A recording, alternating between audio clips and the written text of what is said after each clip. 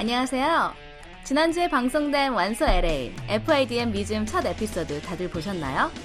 게스트로 출연하신 닉 베리오스 씨의 재미있는 설명을 들으면서 보니 영화 속 의상이 더욱 생생하게 다가왔는데요. 이번 주는 더욱더 재미있는 내용으로 여러분을 찾아갑니다. 캐롤, 매드맥스, 스타워즈 등 우리가 알지 못했던 영화 의상의 세계에 관해 더 자세히 알아봅니다. No accidents. And everything comes full circle. 예, 여기는 또 다른 아카데미 의상상 후보자 캐롤의 의상이 진열되어 있는 곳인데요. 정말 너무 아름답고 우아한 두 여배우 케이트 블랑쳇과 루니 마라가 커플로 나오는 영화죠. So this is another period piece. It is another period piece, and this is concentrated in the early 1950s. And of course, it's the movie Carol, and it's based on the book. And Cate Blanchett plays Carol’의, a wealthy New Jersey housewife, you know? And then we have Rooney Mara, who's more bohemian, and she's a shop girl, and it's kind of like a love story between them.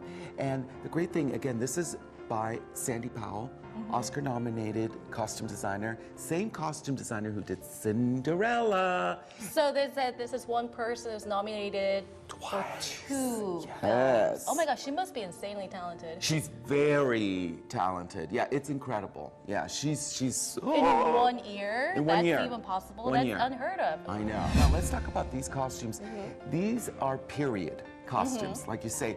And the costume designer did her research by looking at Vogue magazine and Harper's magazine in the 1950s. But she particularly looked at the Vogue and Harper's Bazaar magazine from 1951, 1952, which is when the movie takes place. Because she wanted to look specificity. She wanted to look at what the women wore, the styles of that specific time. That specific time. That makes a lot of sense because fashion changes like every year. Right, every year. Right. And so here's a little tidbit.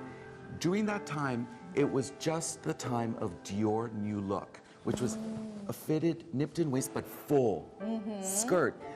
He wanted to give Cate Blanchett a very fitted look. I see. Right? Okay. Even though the style was going to be about the full, but he wanted to give her a sleeker look. And notice now, Cate Blanchett, she doesn't have pointed bosoms. And, Per se. Yeah, per se. So this shape, do you see that shape, the pointed bosoms, the nipped in waist, and then the hips? That was very 1950s. So what did the costume designer do? She started with the foundation. So it all starts, especially for this period, she built a foundation first that sort of recreated Cate Blanchett's body. Wow. So that like an underwear? Like underwear, corset? yeah. It's like it's like a girdle. It's like with boning, and then it creates the shape, and then then she built the costumes on top of it. Now, what I love about these costumes also is the color. Notice the coral color of the scarves and the hat, and that was really important for the costume designer. In the film, she wanted to. For you, when you're watching the film, you're looking at Cate Blanchett, she wanted you to notice her. And she also wanted Cate Blanchett to be noticed from across the room. Because that's her color. That's her color. And so she wore coral lipstick, coral nail polish, and so the coral scarf would make that statement. You know, just that little bit of statement. Now I want to show you something, the fur. Let's go around here. Okay. Yeah. Come over here. 저도 아까 전부터 Look at 이거를 this. 보고 있었는데 너무 예뻐요. 이게 그 결도 너무너무 곱고 진짜 이렇게 우리 어머니들 입으시는 밍크 코트 같은데 좀 더 고급스러운 느낌. So what is this made of? Is it mink? Mink.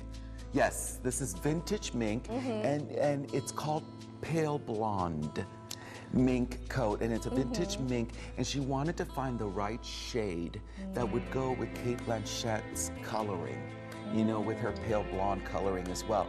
And she also wanted so it would stand out with the coral scarf and the hat. Do you see how that stands out? 여기 지금 보시면 이 밍크 코트랑 이 안에 있는 이 아까도 얘기했던 것처럼 코랄색 이 스카프, 그다음에 뭐 모자 막 이런 게 정말 이 사람이 부잣집 여자다, 부잣집 여인이고 언제나 이제 돈이 있었던 사람이라는 그런 사회적 지위 같은 걸 나타내는 거라고 해요.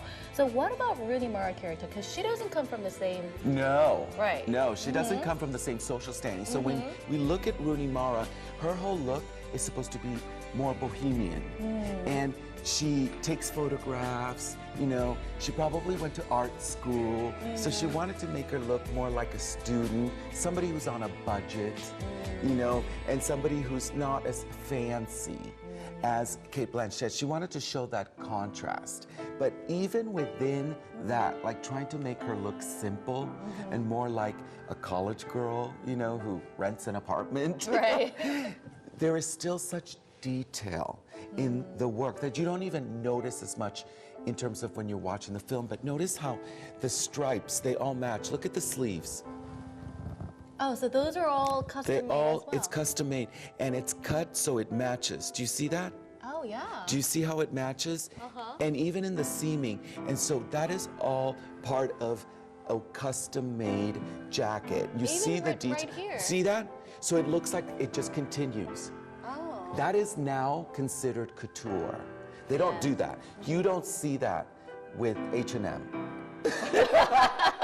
Can we say that? I know, sorry.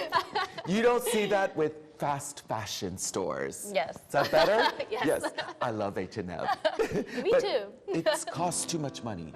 Because the cutter has to lay out the fabric and make sure it matches. It's too much, you know? It's just too much. In fact, you can see it in your top. Look, see the stripes? See? Look, you kind of match there, but see how it's difficult. It's Right. difficult to do it. It really is. Because it's like these are like all made from factories. Right, Like yeah, right. and they don't do that. They No, don't really they don't do match that. the patterns. No, but you wanted to do it with the costume here. Even though she's supposed to be a girl on a budget and simple, she still wanted to make the clothes look well made. And I think that's one of those details that when the Academy is trying to pick, you know, who are the best costumes, the Academy is also thinking about the construction and how things are made and how they look. You know, so beautiful. You notice the fabrication right here as well. These are vintage-like fabrications to make it look like it was a 50s suit, Oh, you so know? I was gonna ask you, like those fabrics aren't really from that time period. No, no. Oh. But a lot of times they can be recreated. It's very difficult to find fabrics from that time period, you know? But a lot of times there is some fabric houses that still have some. But because of time, weather, temperature, you know, It's not gonna look like. no, it's not going to look like that.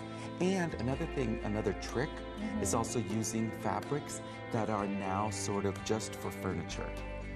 And What do you for mean? sofas, for drapes, they kind of look like this. You Oh, know? really? Yeah, like interior design fabrications.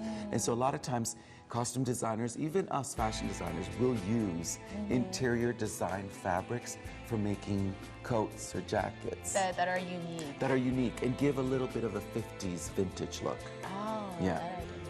저기 이렇게 보시면 이렇게 디테일 같은 게 많이 이렇게 살아 있어요. 여기 보시면 이렇게 줄무늬가 이렇게 소매랑도 이렇게 연결이 된다든지 아니면 이 패브릭 같은 게 정말 1950년대 옷에 썼던 것 같은 그런 천을 썼다든지 그래서 지금 여쭤보니까 이게 실제로 1950년대의 천은 쓸 수가 없다고 하고요. 왜냐하면 너무 시간이 많이 흘렀으니까 이게 좀 이렇게 다 낡은 느낌이 난다고 하네요. 이런 소파나 이런 가구에 쓰이는 천을 사용해서 옷을 만들면 이렇게 50년대 스타일이 난다고 해요. 정말 전 몰랐던 사실이네요.